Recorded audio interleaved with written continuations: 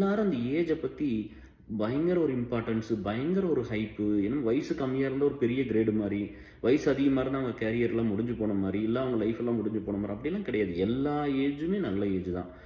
ஏன்னா எல்லாருமே அதை கிராஸ் பண்ணி தானே வர்றோம். இப்போ 20 வயசில் இருக்கும்போது நான் 20 வயசுல இருந்தால் நான் ஏன் போய் ஒருத்தனை பார்த்து சபாஸ் சொல்லணும்? ஏன்னா நான் என்ன கடவுள் 20 வயசில் வச்சுருந்தார். 30 வயசில் வரும்போது நான் ஏன் போய் ஒருத்தரை பெருசாக பார்க்கணும்? நீ 35 வயசில் இருக்கிற நான் ஏன் உன்னை பெருசாக பார்க்கணும்? ஏன்னா நான் 35 வயசு இருந்துட்டு தான் வந்தேன். எனக்கு ஒன்றும் கடவுள் அது கொடுக்காம இல்லை, எனக்கு கொடுத்தாரு. இந்த இந்த இந்த இயற்கையும் இந்த கடவுளும் எனக்கு எல்லாம் நான் எல்லாத்துக்கும் கொடுத்தது தான் எல்லாம். அதனால அது பெருசு இல்லை. இப்போ 46 வயசில் இருக்கிறோமா, ஓகே பரவாயில்ல. இது வந்து இப்படியே இருக்க மாட்டோம்ல. இங்கிருந்து நீ 50 ஆகி 55 60 65 எவ்வளோ நாளைக்கு இருக்கிறோம்னு தெரியாது. நீ இங்கிருந்து அப்படி தானே போகும். அதனால் என்னென்னா எல்லா ஸ்டேஜ்லேயும் நம்ம நல்லா இருக்கும்னு நினைங்க. அதுதான், நம்ம நல்லா இருக்கும்னு நினச்சாலே நம்ம நல்லா இருப்போம். நம்ம நல்லா இருக்கணும்னு நினச்சாலே நம்ம நல்லா ஆயிடுவோம். நீங்கள் அதை கொஞ்சம் ஃபாலோ பண்ணுங்கள்.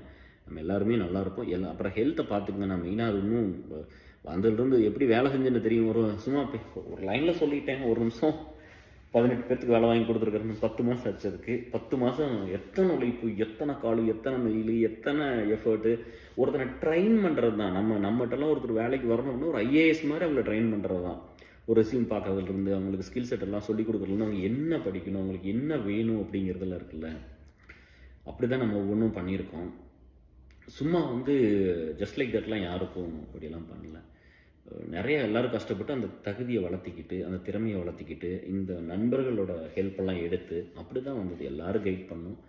ஸோ அப்படி தான் வந்து ஒரு ஒரு சரியான ஒர்க்கு. எனக்கு வந்து பர்சனலாக இந்த வருஷம் ரொம்ப சந்தோஷமாக இருக்கிறது வந்து அந்த வேலை வாங்கி கொடுத்தது. அது ரொம்ப ஹாப்பியாக இருக்குது.